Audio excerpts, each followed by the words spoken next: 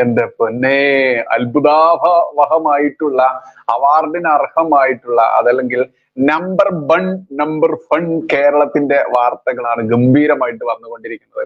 Keralam number 1 തന്നെയാണ്. ലോകത്താകമാനമുള്ള ഇസ്ലാമിക ഭീകരരുടെ കളിത്തൊട്ടിൽ, അതല്ലെങ്കിൽ ഹബ്ബായി മാറിയ കേരളം നമ്പർ 1 തന്നെയാണ്. അൽ കേരളം, വെറും കേരളമല്ല, അൽ കേരളം നമ്പർ 1 തന്നെയാണ്. മറ്റൊന്നുകൊണ്ടല്ല ഞാൻ പറയുന്നത്. ചെറിയൊരു വാർത്താ ശകലം ഞാൻ കാണിക്കാം. അത് ജനൻ ടി വി മാത്രം റിപ്പോർട്ട് ചെയ്തിട്ടുള്ള മറ്റൊട്ടേറെ ചാനലുകൾ, മാമാ കുട്ടിക്കൊടുപ്പ് മാധ്യമങ്ങൾ ഇഷ്ടംപോലെ ഇവിടെ ഉണ്ട്. പക്ഷെ ആരും അത് റിപ്പോർട്ട് ചെയ്തിട്ടില്ല. എന്തായാലും റിപ്പോർട്ട് ചെയ്ത ആ ഒരു ചാനലിലെ വാർത്തയുടെ ശകലം ഞാൻ ഇവിടെ ഒന്ന് കാണിച്ചു തരാം. കണ്ടിട്ട് നമുക്ക് വരാം. തിരിച്ചു വേഗം വരാം. ചോദ്യപേപ്പറിൽ ഭീകര സംഘടനകളുടെ പേരുകൾ എഴുതി 9ാം ക്ലാസ് വിദ്യാർത്ഥി. പാദവാർഷിക പരീക്ഷയിലെ സാമൂഹ്യശാസ്ത്രം ചോദ്യക്കടലാസിന്റെ 1ാം പേജിലാണ് ഭീകര സംഘടനകളുടെ പേരുകൾ എഴുതിയത്. സംഭവത്തിൽ കേന്ദ്ര രഹസ്യാന്വേഷണ വിഭാഗം പ്രാഥമിക അന്വേഷണം ആരംഭിച്ചു. മിഥുൻ പിള്ള ചേരുന്നു. മിഥുൻ, അങ്ങേറ്റം ഗൗരവ സ്വഭാവത്തിലുള്ള ഒരു വാർത്ത തന്നെയാണ്. കണ്ണൂരിൽ ചോദ്യപേപ്പറിലാണ് 9ാം ക്ലാസ് വിദ്യാർത്ഥി ഇത്തരത്തിൽ ഭീകര സംഘടനകളുടെ പേരുകൾ എഴുതിയിരിക്കുന്നത് എന്ന് മാത്രമല്ല, ഭീകര സംഘടനകളുടെ പതാക ഉൾപ്പെടെയുള്ള ചിത്രം വളരെ സശബ്ദം തന്നെ ആ കുട്ടി ചോദ്യപേപ്പറിൽ വരച്ചിട്ടുണ്ട് എന്നുള്ളതാണ്. ഇത്തരം ചിന്താഗതിയിലേക്ക് ഒരു കൊച്ചുകുട്ടിയെ നയിക്കേണ്ടുന്ന ഒരു സാഹചര്യം, ഒരു പക്ഷേ അത്രമേൽ സ്വാധീനം മുതിർന്നവരിൽ നിന്ന് ഈ വിഷയങ്ങളിൽ ഉണ്ടാകുന്നുണ്ട് എന്നുള്ളതിന്റെ ഒരു അടിസ്ഥാനത്തിൽ തന്നെയല്ലേ? ഇക്കഴിഞ്ഞ മാസമാണ് ഈ പാദവാർഷിക പരീക്ഷ നടന്നത്. നമുക്കറിയാം, ഓണത്തിന് മുന്നെയാണ് പാദവാർഷിക പരീക്ഷകൾ നടക്കാറുള്ളത്. ഈ പരീക്ഷയുടെ സാമൂഹ്യശാസ്ത്ര പരീക്ഷയുടെ ഉത്തരക്കടലാസിലാണ് ഒരു 9ാം ക്ലാസ്സുകാരൻ ഇത്തരത്തിൽ ഭീകര സംഘടനകളുടെ പേരുകൾ എഴുതിയിരിക്കുന്ന ഒരു സാഹചര്യം ഉണ്ടായത്. ഈ ഉത്തരക്കടലാസ് തിരിച്ചു വാങ്ങുന്ന സമയത്ത് സംശയം തോന്നിയ അധ്യാപിക ഈ ചോദ്യക്കടലാസ് പരിശോധിച്ചപ്പോഴാണ് ഈ കുട്ടിയുടെ ചോദ്യക്കടലാസിൽ എഴുത്തും ചിത്രങ്ങളും ഒക്കെ തന്നെ കണ്ടത്. പിന്നീട് സ്കൂളിലെ പ്രധാന അധ്യാപകരോടും സഹപ്രവർത്തകരോടും കാര്യങ്ങൾ പറഞ്ഞു. തൊട്ടു പിന്നാലെ ഈ സംഭവം പോലീസിന്റെ ശ്രദ്ധയിൽപ്പെടുകയും പോലീസ് ഇതിൽ ഒരു പ്രാഥമിക അന്വേഷണ റിപ്പോർട്ട് സമർപ്പിക്കുകയും ചെയ്തു. ഈ വിവരങ്ങൾ പുറത്തുവന്നതിന് തൊട്ടു പിന്നാലെ കേന്ദ്ര ഏജൻസികൾ ഈ വിഷയത്തിൽ അന്വേഷണം ആരംഭിച്ചിട്ടുണ്ട്. ഈ കുട്ടിയുടെ ചോദ്യക്കടലാസിൽ വലതുഭാഗത്തായിട്ട് ലഷ്കർ ഇ തോയ്ബ, ജെയ്ഷെ മുഹമ്മദ് ഈ ഭീകര സംഘടനകളുടെ പേരും ഇടതുഭാഗത്ത് ഹമാസ്, ഹൂത്തി എന്നീ ഭീകര സംഘടനകളുടെ പേരുമാണ് എഴുതിയിരിക്കുന്നത്. ഈ നമ്മൾ ശ്രദ്ധിക്കേണ്ട ഒരു കാര്യം എന്താണെന്ന് വെച്ചാൽ, ഒരു അക്ഷരത്തെറ്റ് പോലും ഇല്ലാതെയാണ് ഈ ഹൂതി എന്നും ലഷ്കർ ഇ തോയ്ബ എന്നുള്ള ഭീകര സംഘടനകളുടെ പേരുകളൊക്കെ തന്നെ ഈ ചോദ്യപേപ്പറിൽ കുട്ടി എഴുതി വെച്ചിരിക്കുന്നത്. അത് തന്നെയാണ് ഇതിൽ സംശയം ജനിപ്പിക്കുന്ന ഒരു പ്രധാനപ്പെട്ട കാര്യം. പഠനത്തിൽ ശരാശരിയായ ഒരു വിദ്യാർത്ഥിയാണ് ഇത് എന്നാണ് മനസ്സിലാക്കാൻ വേണ്ടി സാധിക്കുന്നത്. അത്തരത്തിലൊരു വിദ്യാർത്ഥി എങ്ങനെയാണ് ഈ ഭീകര സംഘടനകളുടെ പേരുകൾ അക്ഷരം തെറ്റാതെ, അതായത് സ്പെല്ലിംഗ് തെറ്റാതെ ഇങ്ങനെ എഴുതി വെക്കാൻ വേണ്ടി സാധിച്ചത് ചോദ്യം തന്നെയാണ് വരുന്നത്. കുട്ടി ആരുടെയെങ്കിലും സ്വാധീനത്തിൽ വീട് പോയിട്ടുള്ള അടക്കമുള്ള കാര്യങ്ങൾ പരിശോധിക്കുന്നുണ്ട്. ഈ അന്വേഷണം ഏതായാലും മുന്നോട്ട് പോവുകയാണ്. കുട്ടിയുടെ പശ്ചാത്തലം അടക്കം പരിശോധിച്ചുകൊണ്ട് ഏതെങ്കിലും സ്വാധീനത്തിൽ കുട്ടി വീട് പോയിട്ടുള്ള അടക്കമുള്ള കാര്യങ്ങൾ പരിശോധിക്കാനാണ് ഇപ്പോൾ അന്വേഷണ സംഘത്തിന്റെ തീരുമാനം. രോഹിണി, അതെ, അതോടൊപ്പം മിഥുൻ, ഇതിന്റെ ഗൗരവ സ്വഭാവം എത്രത്തോളം ഉണ്ട് എന്നുള്ളതിന്റെ ഒരു ഏകദേശ രൂപം കൊണ്ടാണല്ലോ രഹസ്യാന്വേഷണ വിഭാഗം തന്നെ പ്രാഥമികമായ രീതിയിൽ അന്വേഷണം ആരംഭിച്ചത്. കാരണം 9ാം ക്ലാസ് വിദ്യാർത്ഥിയാണ്, ചെറിയ കുട്ടിയാണ്. ആ കുട്ടിയിൽ ഒരുപക്ഷെ ഇത്തരത്തിൽ ഹൂതി വിമതരുടെ കാര്യവും ലഷ്കർ ഇ തോയ്ബ, ഹമാസ് ഇതൊക്കെ എഴുതി ചേർക്കത്തക്കവണ്ണം ആ കുട്ടി നിരന്തരം ഇതുമായി ബന്ധപ്പെട്ടിട്ടുണ്ട്, അല്ലെങ്കിൽ ഇത്തരം ആശയങ്ങൾ പ്രചരിപ്പിക്കുന്നവരുടെ കൂടെയാണ്. ഇത്തരം ആശയങ്ങൾ കുഞ്ഞുങ്ങളിലേക്ക് കൂടി വളരെ ബോധപൂർവ്വം പ്രചരിപ്പിക്കുന്നുണ്ട്, അല്ലെങ്കിൽ ആ സന്ദേശം അവർക്ക് പകർന്നു നൽകുന്നുണ്ട് എന്നുള്ളതിന്റെ ഒരു ഉദാഹരണമല്ലേ ആ കുട്ടി നേരത്തെ മിഥുൻ പറഞ്ഞതുപോലെ ഒരു അക്ഷരം പോലും തെറ്റാതെ ഇത്ര കൃത്യമായി അത് ചോദ്യപേപ്പറിന്റെ ഇരുവശങ്ങളിലുമായി പകർത്തിയിരിക്കുന്നത്. പോലീസ് ഈ സംഭവത്തിൽ അന്വേഷണത്തിലൊക്കെ വരാൻ കാരണം അത് തന്നെയാണ്. അതായത് ഹൂത്തി എന്നും ലഷ്കർ ഇ തോയ്ബ എന്നൊക്കെ ഭീകര സംഘടനകളുടെ പേര് എഴുതിയത് കൃത്യമായ സ്പെല്ലിങ്ങോട് കൂടി, അതായത് ഒരു അക്ഷരം പോലും തെറ്റിയിട്ടില്ല.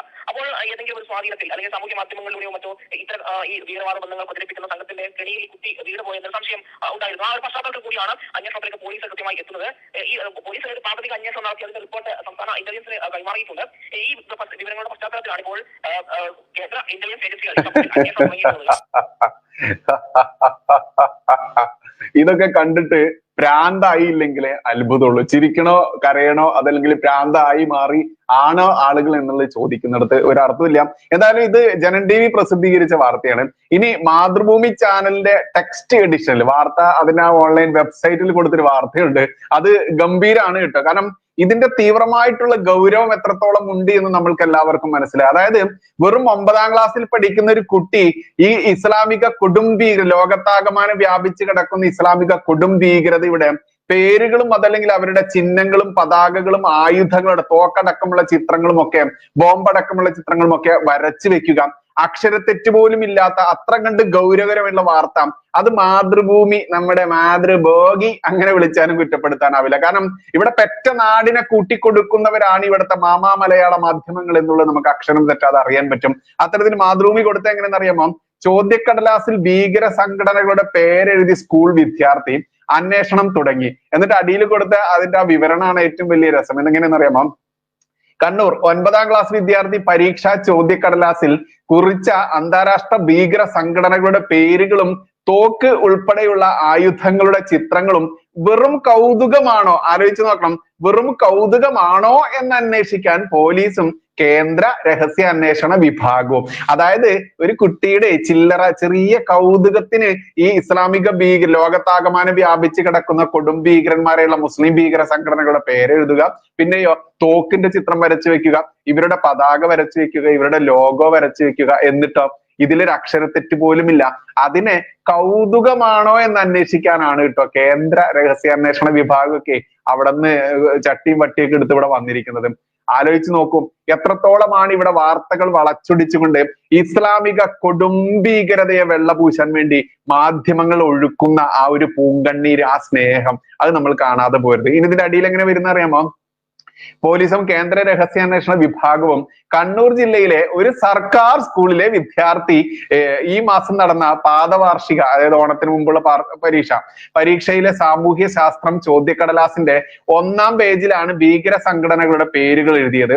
കൈത്തോക്കിൽ നിന്ന് ചിതറുന്ന വെടിയുണ്ടകളുടെയും വാളുകളുടെയും ചിത്രങ്ങൾക്കൊപ്പമാണ് ഭീകര സംഘടനകളുടെ പേരുകൾ തെറ്റില്ലാതെ ചെറുതും വലുതുമായ അക്ഷരത്തിൽ എഴുതിയത്. സ്കൂൾ അധികൃതർ സംഭവം അറിയിച്ചതോടെ പോലീസ് അന്വേഷണം തുടങ്ങി. കേന്ദ്ര രഹസ്യാന്വേഷണ വിഭാഗവും അന്വേഷിക്കും.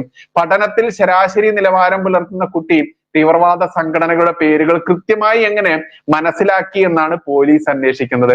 അതായത് ഇന്നത്തെ കുട്ടികൾക്ക് സ്പെല്ലിംഗ് മിസ്റ്റേക്ക് ഇല്ലാതെ ഒരു വേർഡോ ഒന്നും എഴുതാൻ പറ്റില്ല എന്നിരിക്കെ ഇത്ര സ്പെല്ലിംഗ് സ്പഷ്ടമായി തന്നെ ഇത്തരം എഴുതണമെന്നുണ്ടെങ്കിൽ പതാകയടക്കം അല്ലെങ്കിൽ തോക്കടക്കമുള്ള ആയുധങ്ങളടക്കം ചിത്രം വരച്ചു വെക്കണമെന്നുണ്ടെങ്കിൽ ആ കുട്ടിക്ക് കിട്ടിയ ട്രെയിനിങ്ങും അല്ലെങ്കിൽ സ്ലീപ്പർ സെല്ലുകൾ ഹൈസ്കൂൾ വിഭാഗങ്ങളിലേക്കും ശ്രദ്ധ കേന്ദ്രീകരിച്ചുകൊണ്ട് ഇസ്ലാമിക കൊടും ഭീകരന്മാർ ദൗത്യം നടത്തിക്കൊണ്ടിരിക്കുന്നു നമ്മുടെ സ്കൂളുകളിലൂടെയും എന്ന് ആരെങ്കിലും സംശയിച്ചാൽ കുറ്റപ്പെടുത്താനാവില്ല.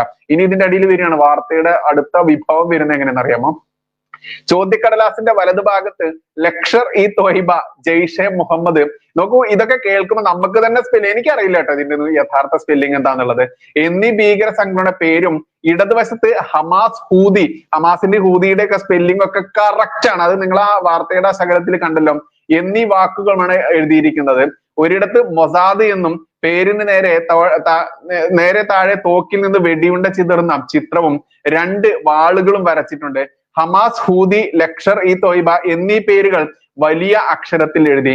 പരീക്ഷയുടെ അവസാന 15 മിനിറ്റ് സമാശ്വാസ സമയത്ത് കുട്ടികൾ പലരും ചോദ്യക്കടലാസ് വായനയിൽ മുഴുകിയപ്പോൾ തന്നെ ഈ കുട്ടി ചോദ്യക്കടലാസിൽ എന്തൊക്കെയോ എഴുതി തുടങ്ങിയിരുന്നു. ചോദ്യങ്ങളും നിർദ്ദേശങ്ങളും ശ്രദ്ധാപൂർവം വായിച്ച് ഉത്തരം എഴുതണമെന്ന് അധ്യാപിക ആവശ്യപ്പെട്ടെങ്കിലും ശ്രദ്ധിക്കാതെ വിദ്യാർത്ഥി ചോദ്യക്കടലാസിൽ കുറിച്ചുകൊണ്ടിരുന്നു. ഇതാണ് മാതൃഭൂമി ചാനൽ അങ്ങോട്ട് വെളുപ്പിച്ച് കൊടുത്ത വാർത്ത. എന്തായാലും നോക്കൂ, ഇതിന്റെ ഗൗരവം എവിടെ എത്തി നിൽക്കുന്നെന്ന് അറിയാമോ?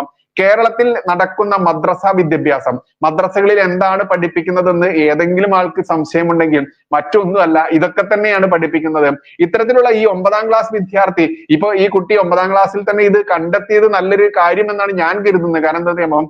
കേന്ദ്ര രഹസ്യാന്വേഷണ വിഭാഗത്തിന് ഇനി സ്കൂളുകളിലൊക്കെ ഒരു കണ്ണുണ്ടായിരിക്കും. മാത്രമല്ല ഈ തീവ്രവാദി കുട്ടി, ഇങ്ങനെ തന്നെ പറയേണ്ടതുണ്ട്, ഇത്രയ്ക്കും തീവ്രവാദം മനസ്സിൽ പേറി നടക്കുന്ന വെറും 14 വയസ്സുള്ള ഈ തീവ്രവാദി കുട്ടിയെ ഇപ്പോൾ തന്നെ കണ്ടെത്തിയത് കൊണ്ട് എല്ലാ കാലവും രഹസ്യാന്വേഷണ ഉദ്യോഗസ്ഥർക്ക് ഈ കുട്ടിയുമായി ബന്ധപ്പെട്ട കുട്ടിയുടെ കുടുംബമായാലും കുട്ടിയുടെ ബാപ്പ മറ്റെല്ലാ ബന്ധങ്ങളും ഉണ്ടല്ലോ, ഈ കുട്ടിയെ ഫോളോ ചെയ്താൽ തന്നെ ഒരുപാട് ജിഹാദികളിലേക്ക് എത്താൻ പറ്റും. മാത്രമല്ല ഈ കുട്ടി ഭീകരനെ ഇപ്പൊ തന്നെ ഐഡന്റിഫൈ ചെയ്തത് കൊണ്ട് തന്നെ ഭാവിയിലെ ഒരു തീവ്രവാദിയെ ഇപ്പോൾ തന്നെ ഈ അന്വേഷണ ഉദ്യോഗസ്ഥന്മാർക്ക് തടയിടാൻ പറ്റും എന്നുള്ളതൊക്കെ പറയേണ്ടതുണ്ട്. ഇത് തന്നെയാണ് നമ്മളെല്ലാവരും ഉച്ചത്തിൽ പറയുന്നത്. മാത്രമല്ല ലോക മാധ്യമങ്ങളിലടക്കം കേരളം എന്ന് പറയുന്ന ഇസ്ലാമിക ജിഹാദികളുടെ കളിത്തൊട്ടിൽ, അതായത് ഇസ്രായേൽ എന്ന് പറയുന്ന രാജ്യവുമായിട്ട് ഭാരതത്തിന് നല്ല നയതന്ത്ര ബന്ധമാണ് ഉള്ളത്. ആ ഇസ്രായേലിനെതിരെ ഹമാസ് എന്ന് പറയുന്ന കൊടും ഭീകരന്മാർ കഴിഞ്ഞ വർഷം ഒക്ടോബർ 7-ന് അതിക്രൂരമായി അവിടത്തെ സ്ത്രീ ജനങ്ങളെ അടക്കം കുഞ്ഞു മക്കളെ അടക്കം കഴുത്തറുത്തുകൊണ്ടും ബലാത്സംഗം ചെയ്തുകൊണ്ടും 100 കണക്കിന് ആളുകളെ തട്ടിക്കൊണ്ടുപോയിക്കൊണ്ടും കൊന്നൊടുക്കിക്കൊണ്ടും വളരെ മ്ലേച്ഛകരമായിട്ടുള്ള ഇവന്റെയൊക്കെ വിശുദ്ധ പുസ്തകമുണ്ടല്ലോ, മദ്രസയിൽ പഠിക്കുന്ന ആ പുസ്തകത്തിൽ എഴുതി വെച്ചിട്ടുള്ള ബീഭത്സമായ രീതിയിൽ തന്നെ, ഭീഷണിയായ രീതിയിൽ തന്നെ ഇത്തരത്തിൽ ഇസ്രായേൽ എന്ന് പറയുന്ന കുഞ്ഞു രാജ്യത്തെ ജനങ്ങളോട് ചെയ്യുന്നു. അതിന് തുടർച്ച, അതിന് മറുപടി എന്ന രീതിയിൽ ഇസ്രായേൽ പ്രതികരണം തുടങ്ങിയപ്പോൾ അയ്യോ ഞമ്മന്റെ ഗസയിലെ കുഞ്ഞുങ്ങൾ ചത്തു വീഴുന്ന, അയ്യോ ഞമ്മന്റെ ഗസയിലെ മദ്രസ പൊട്ടന്മാർ ഇതൊക്കെ നാട് വിട്ടുപോകുന്നെന്ന് പറഞ്ഞ് കരഞ്ഞുകൊണ്ട് ഇറങ്ങുക. അതിന് ലോകത്താകമാനമുള്ള ഇസ്ലാമിക ജിഹാദി രാഷ്ട്രങ്ങൾ മാധ്യമങ്ങൾക്ക് കോടികൾ കൊടുത്തുകൊണ്ട് കണ്ണീരൊഴുക്കുന്ന വാർത്തകൾ കൊടുക്കുക. എന്നാലോ ഇസ്രായേലിനെതിരെ ചെയ്തത് ഇന്നും ഒരു വാക്ക് പോലും ഒരിടത്ത് പോലും ഇസ്രായേലിനെതിരെ ചെയ്ത ആ കൊടും മുസ്ലിം ഭീകരത ഒരിടത്തും കാണിക്കുന്നില്ല. അതുകൊണ്ട് തന്നെ ഈ നാട്ടിലേക്ക് ആ ഹമാസ് എന്ന് പറയുന്ന പലസ്തീനിലെ ഇസ്ലാമിക കൊടും ഭീകരർ, ഈ പലസ്തീൻ എന്ന് പറയുന്ന രാജ്യമെന്നില്ല എന്നുള്ളതാണ് യാഥാർത്ഥ്യം, അത് തച്ചുടച്ച് തീർക്കുമെന്ന് നെതന്യാഹു ഇസ്രായേൽ പ്രധാനമന്ത്രി പ്രഖ്യാപിച്ചിട്ടുമുണ്ട്. അത്തരത്തിൽ ഈ ഹമാസ് കൊടും ഭീകരന്മാരെ ഈ പലസ്തീന്റെ ഭരണാധികാരികൾ തന്നെ തള്ളി പറഞ്ഞിട്ടുണ്ട്.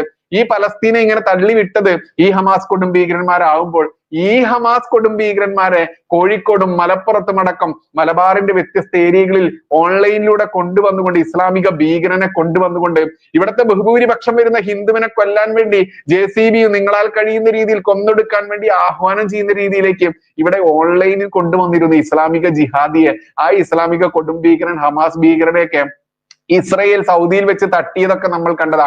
നോക്കൂ, അപ്പോൾ ആലോചിച്ച് നോക്കൂ, കേരളം എന്ന് പറയുന്ന നാട് പോലും പറയാൻ പറ്റില്ല, അൽഘോരളം എന്ന് പറയുന്ന രാജ്യം, ഇസ്ലാമിക രാജ്യം, ആ ഇസ്ലാമിക രാജ്യം എവിടെ എത്തി നിൽക്കുന്നു എന്നുള്ളതിന്റെ ഏറ്റവും അവസാനത്തെ പതിപ്പ് തന്നെയാണ് കുഞ്ഞു മക്കളിൽ വരെ ഈ മുസ്ലിം തീവ്രവാദം വളർത്തിക്കൊണ്ട് സ്കൂൾ കുഞ്ഞുങ്ങളുടെ ചോദ്യ പേപ്പറിലും ഉത്തരക്കടലാസിലും ഒക്കെ ഇസ്ലാമിക കൊടും ഭീകരത, കുട്ടി സ്പെല്ലിംഗ് മിസ്റ്റേക്ക് പോലും ഇല്ലാതെ ഒരു ഡിഗ്രി അതിൽ PG ഹോൾഡർക്ക് പോലും എഴുതാൻ പറ്റാത്ത രീതിയിൽ അക്യുറേറ്റ് ആയിട്ട് സ്പെല്ലിംഗ് മിസ്റ്റേക്ക് ഇല്ലാതെ തീവ്രവാദ സംഘടനകളുടെ പേരെഴുതണമെന്നുണ്ടെങ്കിൽ എവിടെ എത്തി നിൽക്കുന്നു ഈ നാട്ടിലെ കുഞ്ഞുമക്കളിൽ ഈ തീവ്രവാദികൾ വളർത്തിയെടുക്കുന്ന ജിഹാദിസം, അതല്ലെങ്കിൽ സ്ലീപ്പർ സെല്ലുകൾ. നാളെ ഇവനൊക്കെ വളർന്നു വലുതായി കഴിഞ്ഞാൽ എന്തായിരിക്കും ഇവന്റെയൊക്കെ ഉള്ളിലുള്ള തീവ്രവാദി, എങ്ങനെയായിരിക്കും പുറത്ത് ചാടുക എന്ന ചിന്താശേഷിയിലേക്ക് വെളിച്ചം വീശുന്നതായിരിക്കണം നിങ്ങളുടെ ചിന്തകളും. മാക്സിമം ആളുകളിലേക്ക് വാർത്ത എത്തിക്കുക. കാരണം ദേശീയ മാധ്യമങ്ങളും അന്തർദേശീയ മാധ്യമങ്ങളും വരെ ഈ വിഷയം ചർച്ച ചെയ്തു തുടങ്ങി. പക്ഷേ കേരളത്തിലെ മാമാ കൂട്ടിക്കൊടുപ്പ് മാധ്യമങ്ങളുടെ അണ്ണാക്കിലേക്ക്